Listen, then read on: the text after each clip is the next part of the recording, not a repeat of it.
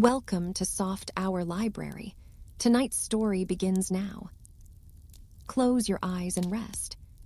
Chapter 7. Mr. Bennet's property consisted almost entirely in an estate of £2,000 a year, which unfortunately for his daughters was entailed in default of heirs male on a distant relation, and their mother's fortune, though ample for her situation in life, could but ill supply the deficiency of his. Her father had been an attorney in Meryton and had left her £4,000. She had a sister married to a Mr. Phillips, who had been a clerk to their father and succeeded him in the business, and a brother settled in London in a respectable line of trade. The village of Longbourn was only 1 mile from Meryton, a most convenient distance for the young ladies, who were usually tempted thither 3 or 4 times a week, to pay their duty to their aunt, and to a milliner's shop just over the way. The 2 youngest of the family, Catherine and Lydia, were particularly frequent in these attentions. Their minds were more vacant than their sisters', and when nothing better offered, a walk to Meryton was necessary to amuse their morning hours and furnish conversation for the evening, and however bare of news the country in general might be, they always contrived to learn some from their aunt.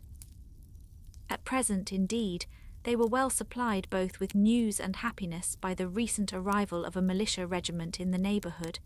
It was to remain the whole winter, and Meryton was the headquarters. Their visits to Mrs. Phillips were now productive of the most interesting intelligence. Every day added something to their knowledge of the officers' names and connections. Their lodgings were not long a secret, and at length they began to know the officers themselves. Mr. Phillips visited them all, and this opened to his nieces a source of felicity unknown before. They could talk of nothing but officers, and Mr. Bingley's large fortune, the mention of which gave animation to their mother, was worthless in their eyes when opposed to the regimentals of an ensign. After listening one morning to their effusions on this subject, Mr. Bingley coolly observed, "From all that I can collect by your manner of talking, you must be 2 of the silliest girls in the country. I have suspected it some time, but I am now convinced." Catherine was disconcerted and made no answer, but Lydia, with perfect indifference, continued to express her admiration of Captain Carter, and her hope of seeing him in the course of the day, as he was going the next morning to London. "I am astonished, my dear," said Mrs. Bennet, "that you should be so ready to think your own children silly. If I wish to think slightingly of anybody's children, it should not be of my own, however. If my children are silly, I must hope to be always sensible of it. Yes, but as it happens, they are all of them very clever. This is the only point, I flatter myself, on which we do not agree. I had hoped that our sentiments coincided in every particular, but I must so far differ from you as to think our 2 youngest daughters uncommonly foolish. My dear Mr. Bennet, you must not expect such girls to have the sense of their father and mother. When they get to our age, I dare say they will not think about officers any more than we do. I remember the time when I liked a red coat myself very well, and indeed, so I do still at my heart, and if a smart young colonel, with 5,000 or 6,000 a year, should want one of my girls, I shall not say nay to him, and I thought Colonel Forster looked very becoming the other night at Sir William's in his regimentals." "Mamma," cried Lydia, "my aunt says that Colonel Forster and Captain Carter do not go so often to Miss Watson's as they did when they first came. She sees them now very often standing in Clark's library." Mrs. Bennet was prevented replying by the entrance of the footman with a note for Miss Bennet. It came from Netherfield, and the servant waited for an answer. Mrs. Bennet's eyes sparkled with pleasure, and she was eagerly calling out while her daughter read. "Well, Jane, who is it from? What is it about? What does he say? Well, Jane, make haste and tell us, make haste, my love." "It is from Miss Bingley," said Jane, and then read it aloud. "NIND, my dear friend. If you are not so compassionate as to dine today with Louisa and me, we shall be in danger of hating each other for the rest of our lives. for a whole day's tete-a-tete between two women can never end without a quarrel. Come as soon as you can on the receipt of this. My brother and the gentlemen are to dine with the officers. Yours ever, Caroline Bingley. With the officers, cried Lydia. I wonder my aunt did not tell us of that. Dining out, said Mrs. Bennet. That is very unlucky. Can I have the carriage? Said Jane.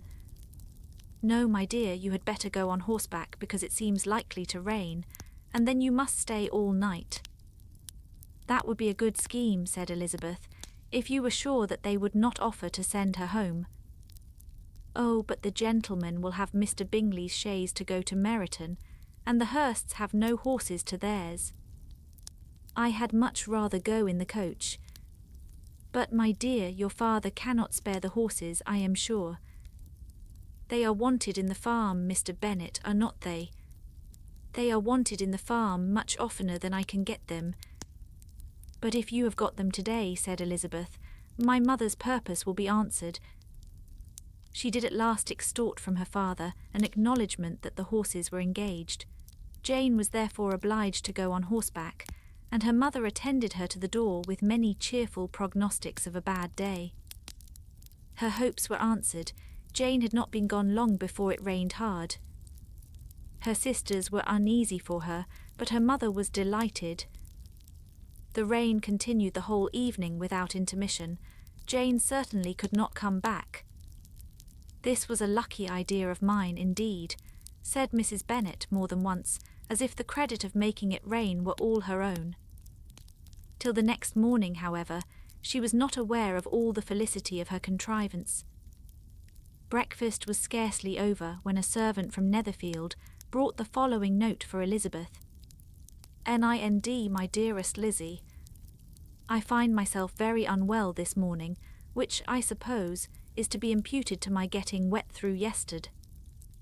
My kind friends will not hear of my returning home till I am better.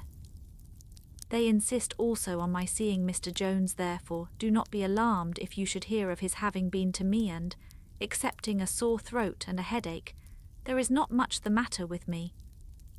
Yours, etc. Well, my dear, said Mr. Bennet, when Elizabeth had read the note aloud, if your daughter should have a dangerous fit of illness, if she should die, it would be a comfort to know that it was all in pursuit of Mr. Bingley, and under your orders. Oh, I am not at all afraid of her dying. People do not die of little trifling colds. She will be taken good care of. As long as she stays there, it is all very well. I would go and see her if I could have the carriage. Elizabeth, feeling really anxious, determined to go to her, though the carriage was not to be had, and as she was no horsewoman, walking was her only alternative. She declared her resolution. How can you be so silly, cried her mother, as to think of such a thing in all this dirt? You will not be fit to be seen when you get there. I shall be very fit to see Jane, which is all I want. Is this a hint to me, Lizzie, said her father, to send for the horses? No, indeed. I do not wish to avoid the walk. The distance is nothing when one has a motive, only 3 miles. I shall be back by dinner. I admire the activity of your benevolence, observed Mary, but every impulse of feeling should be guided by reason, and, in my opinion, exertion should always be in proportion to what is required. We will go as far as Meryton with you, said Catherine and Lydia. Elizabeth accepted their company, and the 3 young ladies set off together. If we make haste, said Lydia as they walked along, perhaps we may see something of Captain Carter before he goes. In Meryton they parted. The 2 youngest repaired to the lodgings of one of the officers' wives, and Elizabeth continued her walk alone, crossing field after field at a quick pace, jumping over stiles and springing over puddles with impatient activity, and finding herself at last within view of the house, with weary ankles, dirty stockings, and a face glowing with the warmth of exercise. She was shown into the breakfast parlour, where all but Jane were assembled, and where her appearance created a great deal of surprise. That she should have walked 3 miles so early in the day in such dirty weather, and by herself, was almost incredible to Mrs. Hurst and Miss Bingley, and Elizabeth was convinced that they held her in contempt for it. She was received, however, very politely by them, and in their brother's manners there was something better than politeness. There was good humour and kindness. Mr. Darcy said very little, and Mr. Hurst nothing at all. The former was divided between admiration of the brilliancy which exercise had given to her complexion, and doubt as to the occasions justifying her coming so far alone. The latter was thinking only of his breakfast. Her inquiries after her sister were not very favourably answered. Miss Bennet had slept ill, and though up was very feverish, and not well enough to leave her room. Elizabeth was glad to be taken to her immediately, and Jane, who had only been withheld by the fear of giving alarm or inconvenience, from expressing in her note how much she longed for such a visit, was delighted at her entrance. She was not equal, however, to much conversation, and when Miss Bingley left them together, could attempt little beside expressions of gratitude for the extraordinary kindness she was treated. Elizabeth silently attended her. When breakfast was over, they were joined by the sisters, and Elizabeth began to like them herself when she saw how much affection and solicitude they showed for Jane. The apothecary came, and having examined his patient, said, as might be supposed, that she had caught a violent cold, and that they must endeavour to get the better of it, advised her to return to bed, and promised her some draughts. The advice was followed readily, for the feverish symptoms increased, and her head ached acutely. Elizabeth did not quit her room for a moment, nor were the other ladies often absent. The gentlemen being out, they had in fact nothing to do elsewhere.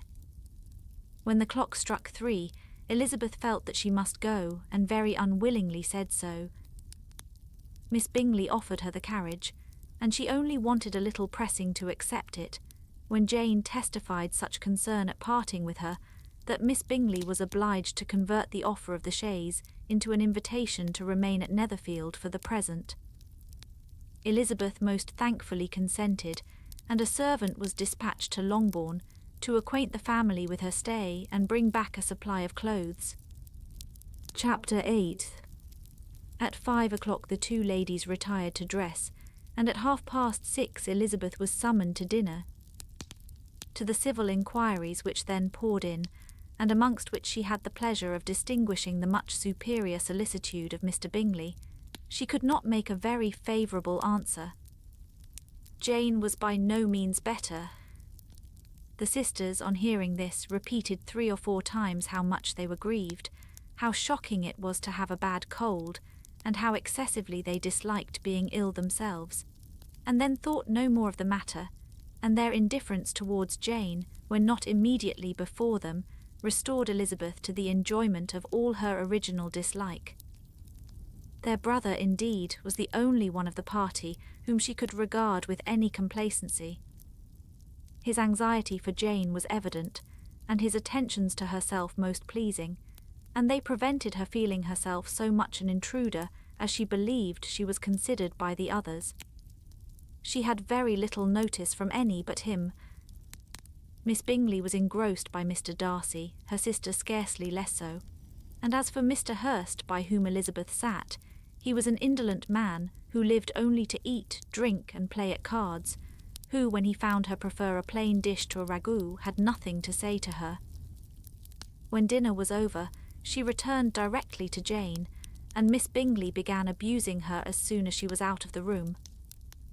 Her manners were pronounced to be very bad, indeed a mixture of pride and impertinence. She had no conversation, no style, no taste, no beauty.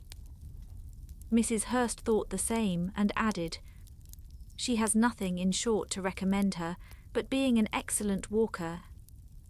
I shall never forget her appearance this morning. She really looked almost wild. She did indeed, Louisa. I could hardly keep my countenance. Very nonsensical to come at all, Why must she be scampering about the country because her sister had a cold, her hair so untidy, so blowsy? Yes, and her petticoat. I hope you saw her petticoat, 6 inches deep in mud, I am absolutely certain, and the gown which had been let down to hide it not doing its office. Your picture may be very exact, Louisa, said Bingley, but this was all lost upon me. I thought Miss Elizabeth Bennet looked remarkably well when she came into the room this morning. Her dirty petticoat quite escaped my notice. You observed it, Mr. Darcy, I am sure, said Miss Bingley, and I am inclined to think that you would not wish to see your sister make such an exhibition. Certainly not. To walk 3 miles or 4 miles or 5 miles or whatever it is, above her ankles in dirt and alone, quite alone. What could she mean by it? It seems to me to show an abominable sort of conceited independence, a most country town indifference to decorum. It shows an affection for her sister that is very pleasing, said Bingley. I am afraid, Mr. Darcy, observed Miss Bingley in a half-whisper, that this adventure has rather affected your admiration of her fine eyes. Not at all, he replied. They were brightened by the exercise. A short pause followed this speech, and Mrs. Hurst began again. I have an excessive regard for Jane Bennet. She is really a very sweet girl, and I wish with all my heart she were well settled. But with such a father and mother, and such low connections, I am afraid there is no chance of it. I think I have heard you say that their uncle is an attorney in Meryton.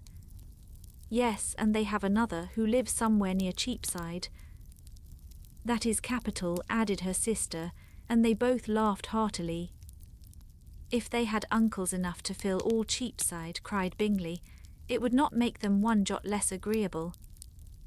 But it must very materially lessen their chance of marrying men of any consideration in the world, replied Darcy. To this speech Bingley made no answer, but his sisters gave it their hearty assent, and indulged their mirth for some time at the expense of their dear friend's vulgar relations. With a renewal of tenderness, however, they repaired to her room on leaving the dining-parlour, and sat with her till summoned to coffee. She was still very poorly, and Elizabeth would not quit her at all till late in the evening, when she had the comfort of seeing her asleep, and when it appeared to her rather right than pleasant that she should go downstairs herself. On entering the drawing-room, she found the whole party at loo, and was immediately invited to join them, but suspecting them to be playing high, she declined it, and making her sister the excuse, said she would amuse herself, for the short time she could stay below, with a book. Mr. Hurst looked at her with astonishment. Do you prefer reading to cards? Said he. That is rather singular. Miss Eliza Bennet, said Miss Bingley, despises cards. She is a great reader, and has no pleasure in anything else. I deserve neither such praise nor such censure, cried Elizabeth. I am not a great reader, and I have pleasure in many things. In nursing your sister I am sure you have pleasure, said Bingley, and I hope it will soon be increased by seeing her quite well. Elizabeth thanked him from her heart, and then walked towards a table where a few books were lying. He immediately offered to fetch her others, all that his library afforded. And I wish my collection were larger for your benefit and my own credit, but I am an idle fellow, and though I have not many, I have more than I ever looked into. Elizabeth assured him that she could suit herself perfectly with those in the room. I am astonished, said Miss Bingley, that my father should have left so small a collection of books. What a delightful library you have at Pemberley, Mr. Darcy. It ought to be good, he replied. It has been the work of many generations. And then you have added so much to it yourself. You are always buying books. I cannot comprehend the neglect of a family library in such days as these. Neglect? I am sure you neglect nothing that can add to the beauties of that noble place. Charles, when you build your house, I wish it may be half as delightful as Pemberley. I wish it may. But I would really advise you to make your purchase in that neighbourhood, and take Pemberley for a kind of model. There is not a finer county in England than Derbyshire. With all my heart, I will buy Pemberley itself if Darcy will sell it. I am talking of possibilities, Charles. Upon my word, Caroline, I should think it more possible to get Pemberley by purchase than by imitation. Elizabeth was so much caught by what passed as to leave her very little attention for her book, and soon laying it wholly aside, she drew near the card table and stationed herself between Mr. Bingley and his eldest sister to observe the game. "Is Miss Darcy much grown since the spring?" said Miss Bingley. "Will she be as tall as I am?" "I think she will. She is now about Miss Elizabeth Bennet's height, or rather taller. How I long to see her again. I never met with anybody who delighted me so much. Such a countenance, such manners, and so extremely accomplished for her age. Her performance on the pianoforte is exquisite." "It is amazing to me," said Bingley, "how young ladies can have patience to be so very accomplished as they all are." "All young ladies accomplished? My dear Charles, what do you mean?" "Yes, all of them, I think. They all paint tables, cover screens, and net purses. I scarcely know anyone who cannot do all this, and I am sure I never heard a young lady spoken of for the first time without being informed that she was very accomplished." "Your list of the common extent of accomplishments," said Darcy, "has too much truth. The word is applied to many a woman who deserves it no otherwise than by netting a purse or covering a screen, but I am very far from agreeing with you in your estimation of ladies in general. I cannot boast of knowing more than half a dozen in the whole range of my acquaintance that are really accomplished." "Nor I am sure," said Miss Bingley. "Then," observed Elizabeth, "you must comprehend a great deal in your idea of an accomplished woman." "Yes, I do comprehend a great deal in it." "Oh, certainly," cried his faithful assistant, "no one can be really esteemed accomplished who does not greatly surpass what is usually met with. A woman must have a thorough knowledge of music, singing, drawing, dancing, and the modern languages to deserve the word. And besides all this, she must possess a certain something in her air and manner of walking, the tone of her voice, her address and expressions, or the word will be but half deserved. All this she must possess," added Darcy, "and to all she must yet add something more substantial in the improvement of her mind by extensive reading. I am no longer surprised at your knowing only 6 accomplished women. I rather wonder now at your knowing any. Are you so severe upon your own sex as to doubt the possibility of all this? I never saw such a woman. I never saw such capacity, and taste and application and elegance as you describe unite." Mrs. Hurst and Miss Bingley both cried out against the injustice of her implied doubt, and were both protesting that they knew many women who answered this description, when Mr. Hurst called them to order, with bitter complaints of their inattention to what was going forward. As all conversation was thereby at an end, Elizabeth soon afterwards left the room. "Eliza Bennet," said Miss Bingley when the door was closed on her, "is one of those young ladies who seek to recommend themselves to the other sex by undervaluing their own, and with many men I dare say it succeeds, but in my opinion it is a paltry device, a very mean art." "Undoubtedly," replied Darcy, to whom this remark was chiefly addressed, "there is meanness in all the arts which ladies sometimes condescend to employ for captivation. Whatever bears affinity to cunning is despicable." Miss Bingley was not so entirely satisfied with this reply as to continue the subject. Elizabeth joined them again only to say that her sister was worse, and that she could not leave her. Bingley urged Mr. Jones's being sent for immediately, while his sisters, convinced that no country advice could be of any service, recommended an express to town for one of the most eminent physicians. This she would not hear of, but she was not so unwilling to comply with their brother's proposal, and it was settled that Mr. Jones should be sent for early in the morning if Miss Bennet were not decidedly better. Bingley was quite uncomfortable. His sisters declared that they were miserable. They solaced their wretchedness, however, by duets after supper, while he could find no better relief to his feelings than by giving his housekeeper directions that every possible attention might be paid to the sick lady and her sister. Chapter 9. Elizabeth passed the chief of the night in her sister's room, and in the morning had the pleasure of being able to send a tolerable answer to the inquiries which she very early received from Mr. Bingley by a housemaid, and some time afterwards from the two elegant ladies who waited on his sisters. In spite of this amendment, however, she requested to have a note sent to Longbourn, desiring her mother to visit Jane and form her own judgment of her situation. The note was immediately dispatched, and its contents as quickly complied with. Mrs. Bennet, accompanied by her two youngest girls, reached Netherfield soon after the family breakfast. Had she found Jane in any apparent danger, Mrs. Bennet would have been very miserable, but being satisfied on seeing her that her illness was not alarming, she had no wish of her recovering immediately, as her restoration to health would probably remove her from Netherfield.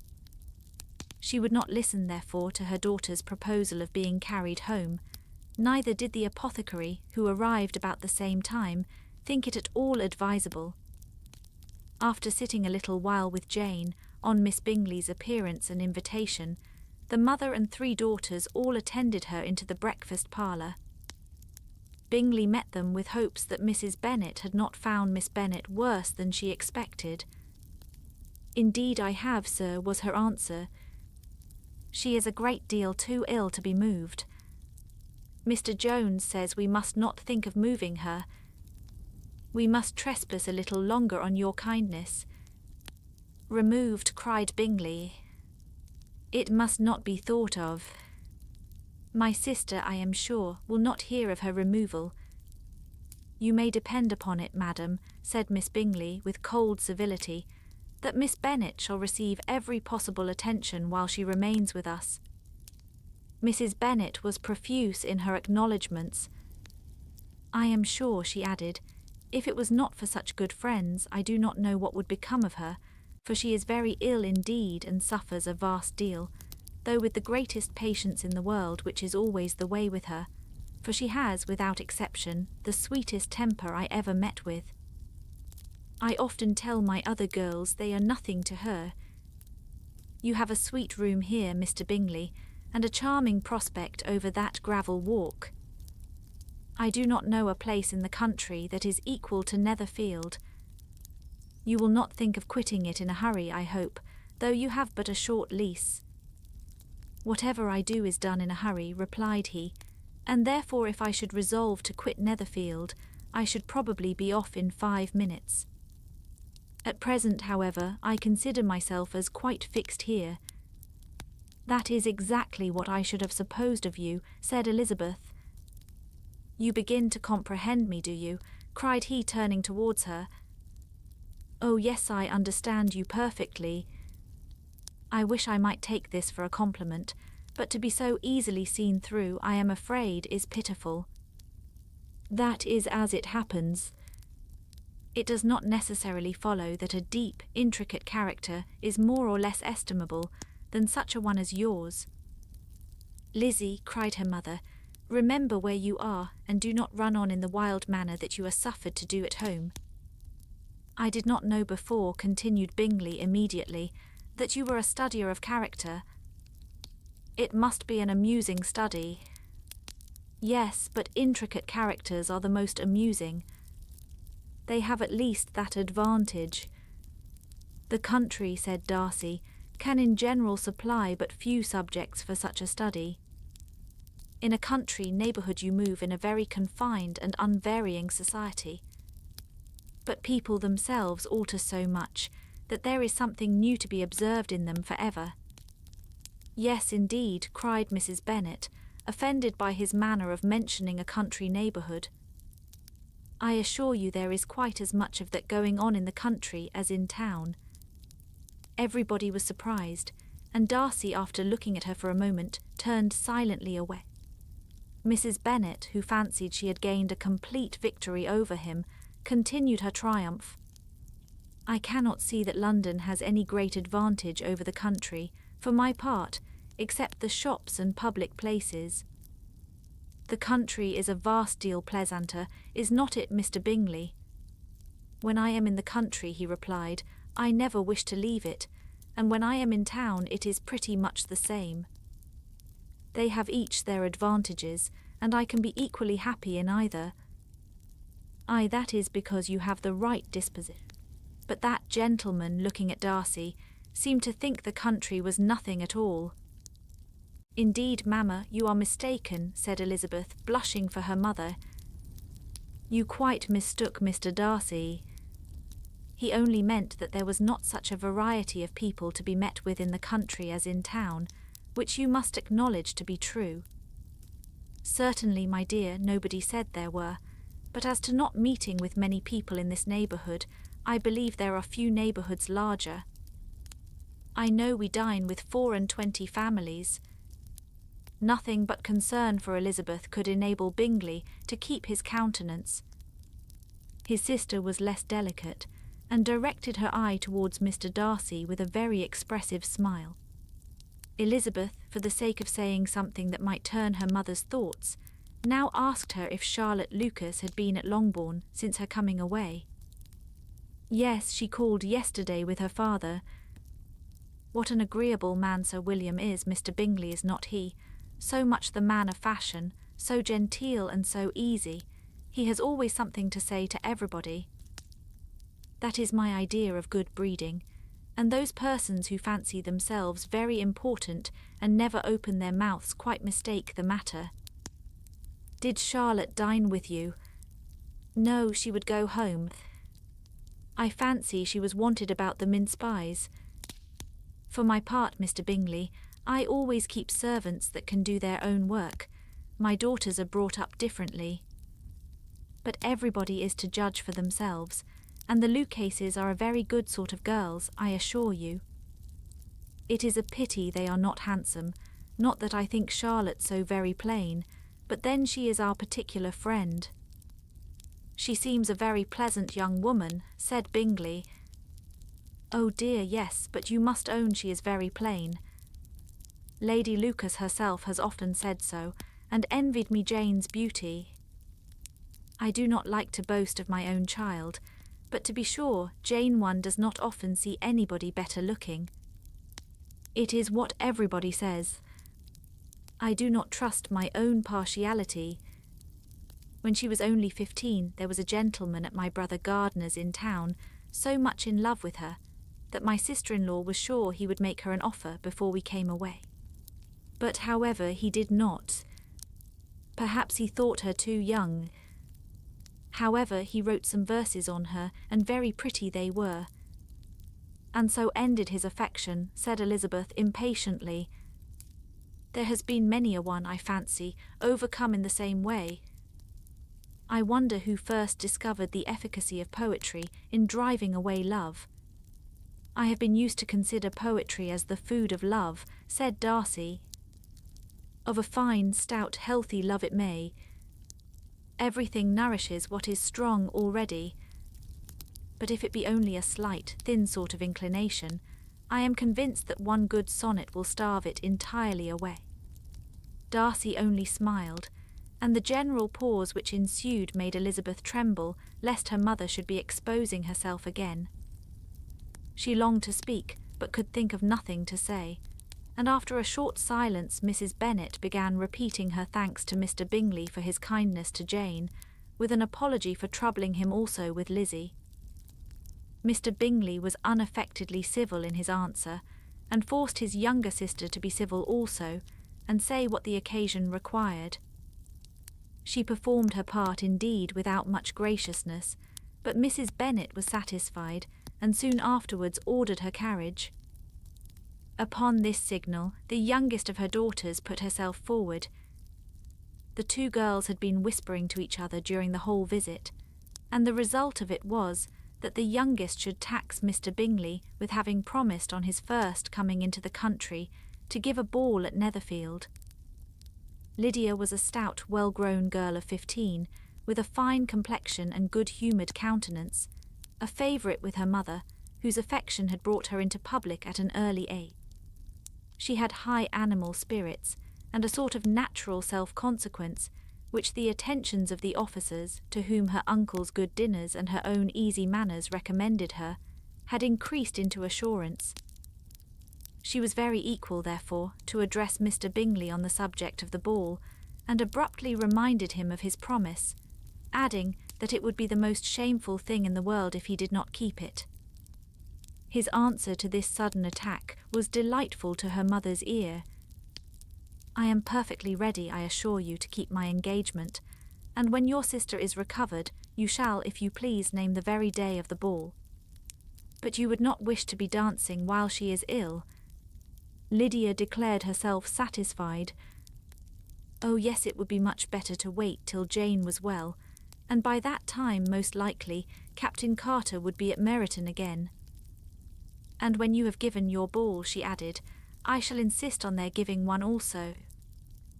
I shall tell Colonel Forster it will be quite a shame if he does not." Mrs. Bennet and her daughters then departed, and Elizabeth returned instantly to Jane, leaving her own and her relations' behaviour to the remarks of the two ladies and Mr. Darcy, the latter of whom, however, could not be prevailed on to join in their censure of her, in spite of all Miss Bingley's witticisms on fine eyes. Chapter 10. The day passed much as the day before had done. Mrs. Hurst and Miss Bingley had spent some hours of the morning with the invalid, who continued, though slowly, to mend, and in the evening Elizabeth joined their party in the drawing-room. The loo table, however, did not appear. Mr. Darcy was writing, and Miss Bingley, seated near him, was watching the progress of his letter, and repeatedly calling off his attention by messages to his sister. Mr. Hurst and Mr. Bingley were at piquet, and Mrs. Hurst was observing their game. Elizabeth took up some needlework, and was sufficiently amused in attending to what passed between Darcy and his companion. The perpetual commendations of the lady either on his handwriting, or on the evenness of his lines, or on the length of his letter, with the perfect unconcern with which her praises were received, formed a curious dialogue, and was exactly in unison with her opinion of each. How delighted Miss Darcy will be to receive such a letter. He made no answer. You write uncommonly fast. You are mistaken. I write rather slowly. How many letters you must have occasion to write in the course of a year. Letters of business, too, how odious I should think them. It is fortunate, then, that they fall to my lot instead of to yours. Pray tell your sister that I long to see her. I have already told her so once by your desire.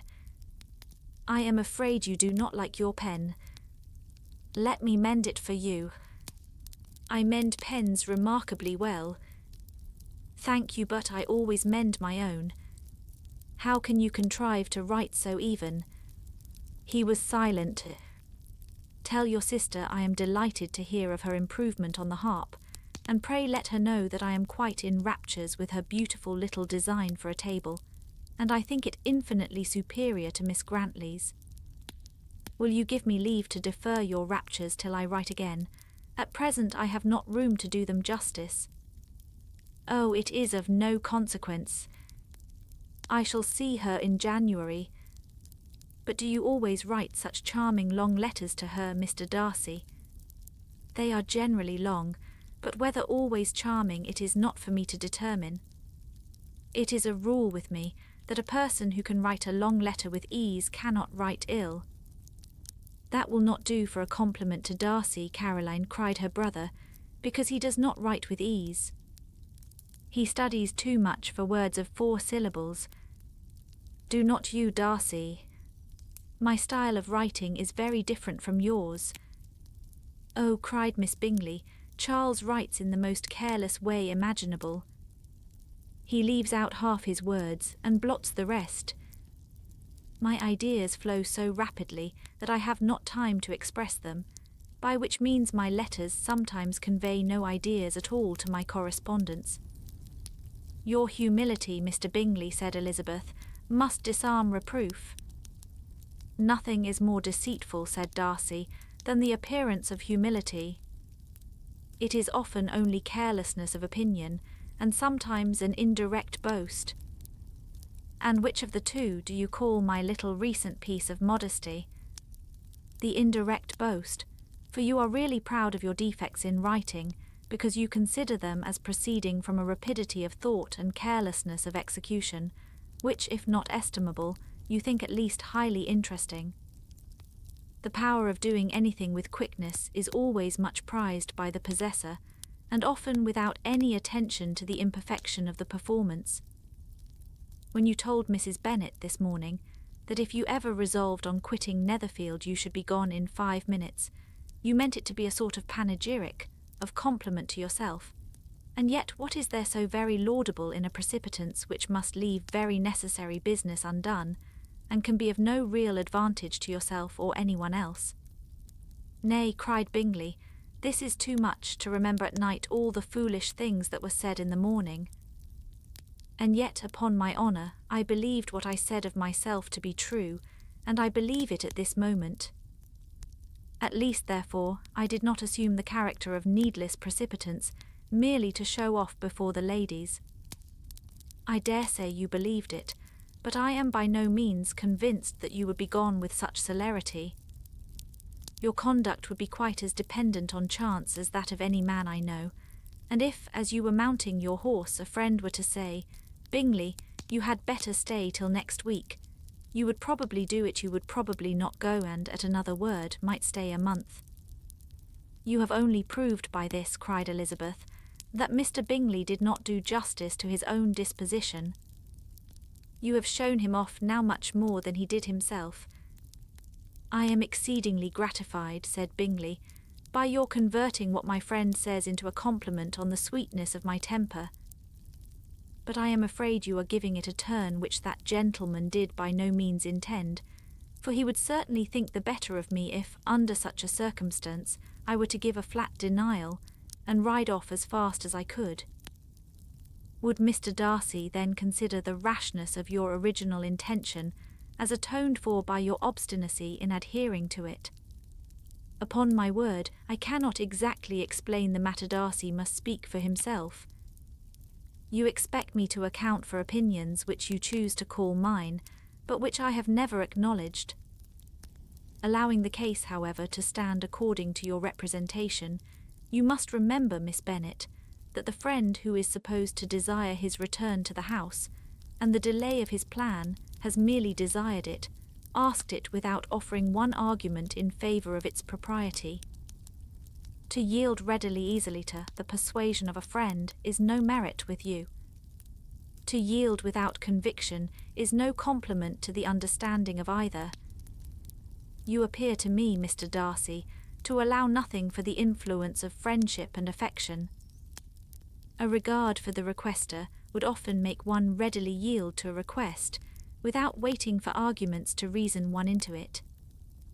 I am not particularly speaking of such a case as you have supposed about Mr. Bingley. We may as well wait, perhaps, till the circumstance occurs, before we discuss the discretion of his behaviour thereupon. But in general and ordinary cases, between friend and friend, where one of them is desired by the other to change a resolution of no very great moment, should you think ill of that person for complying with the desire, without waiting to be argued into it?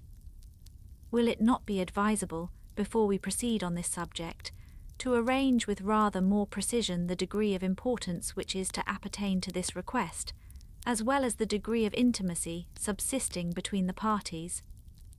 By all means, cried Bingley. Let us hear all the particulars, not forgetting their comparative height and size, for that will have more weight in the argument, Miss Bennet, than you may be aware of. I assure you that if Darcy were not such a great tall fellow, in comparison with myself, I should not pay him half so much deference. I declare I do not know a more awful object than Darcy on particular occasions, and in particular places, at his own house especially, and of a Sunday evening when he has nothing to do. Mr. Darcy smiled, but Elizabeth thought she could perceive that he was rather offended, and therefore checked her laugh. Miss Bingley warmly resented the indignity he had received, in an expostulation with her brother for talking such nonsense. "I see your design, Bingley," said his friend. "You dislike an argument and want to silence this. Perhaps I do. Arguments are too much like disputes. If you and Miss Bennet will defer yours till I am out of the room, I shall be very thankful, and then you may say whatever you like of me." "What you ask," said Elizabeth, "is no sacrifice on my side, and Mr. Darcy had much better finish his letter." Mr. Darcy took her advice and did finish his letter. When that business was over, he applied to Miss Bingley and Elizabeth for the indulgence of some music. Miss Bingley moved with alacrity to the pianoforte, and after a polite request that Elizabeth would lead the way, which the other as politely and more earnestly negatived, she seated herself. Mrs. Hurst sang with her sister, and while they were thus employed, Elizabeth could not help observing, as she turned over some music books that lay on the instrument, how frequently Mr. Darcy's eyes were fixed on her. She hardly knew how to suppose that she could be an object of admiration to so great a man, and yet that he should look at her because he disliked her was still more strange. She could only imagine, however, at last, that she drew his notice because there was something about her more wrong and reprehensible, according to his ideas of right, than in any other person present. The supposition did not pain her. She liked him too little to care for his approbation. After playing some Italian songs, Miss Bingley varied the charm by a lively Scotch air, and soon afterwards Mr. Darcy, drawing near Elizabeth, said to her, "Do you not feel a great inclination, Miss Bennet, to seize such an opportunity of dancing a reel?" She smiled but made no answer. He repeated the question, with some surprise at her silence. "Oh," said she, "I heard you before, but I could not immediately determine what to say in reply. You wanted me, I know, to say yes, that you might have the pleasure of despising my taste, but I always delight in overthrowing those kind of schemes, and cheating a person of their premeditated contempt. I have, therefore, made up my mind to tell you that I do not want to dance a reel at all, and now despise me if you dare." "Indeed, I do not dare." Elizabeth, having rather expected to affront him, was amazed at his gallantry, but there was a mixture of sweetness and archness in her manner, which made it difficult for her to affront anybody, and Darcy had never been so bewitched by any woman as he was by her. He really believed that, were it not for the inferiority of her connections, he should be in some danger. Miss Bingley saw or suspected enough to be jealous, and her great anxiety for the recovery of her dear friend Jane received some assistance from her desire of getting rid of Elizabeth. She often tried to provoke Darcy into disliking her guest, by talking of their supposed marriage and planning his happiness in such an alliance. "I hope," said she, as they were walking together in the shrubbery the next day, "you will give your mother-in-law a few hints, when this desirable event takes place, as to the advantage of holding her tongue, and if you can compass it, to cure the younger girls of running after the officers. And if I may mention so delicate a subject, endeavour to check that little something, bordering on conceit and impertinence, which your lady possesses. Have you anything else to propose for my domestic felicity? Oh, yes. Do let the portraits of your uncle and Aunt Phillips be placed in the gallery at Pemberley. Put them next to your great-uncle, the judge. They are in the same profession, you know, only in different lines. As for your Elizabeth's picture, you must not attempt to have it taken, for what painter could do justice to those beautiful eyes? It would not be easy indeed to catch their expression, but their colour and shape, and the eyelashes, so remarkably fine, might be copied. At that moment they were met from another walk by Mrs. Hurst and Elizabeth herself. "I did not know that you intended to walk," said Miss Bingley in some confusion, lest they had been overheard. "You used us abominably ill," answered Mrs. Hurst, "running away without telling us that you were coming out." Then, taking the disengaged arm of Mr. Darcy, she left Elizabeth to walk by herself. The path just admitted 3. Mr. Darcy felt their rudeness and immediately said, "This walk is not wide enough for our party. We had better go into the avenue." But Elizabeth, who had not the least inclination to remain with them, laughingly answered, "No, no, stay where you are. You are charmingly grouped, and appear to uncommon advantage. The picturesque would be spoilt by admitting a 4th. Goodbye." She then ran gaily off, rejoicing as she rambled about in the hope of being at home again in a day or 2. Jane was already so much recovered as to intend leaving her room for a couple of hours that evening.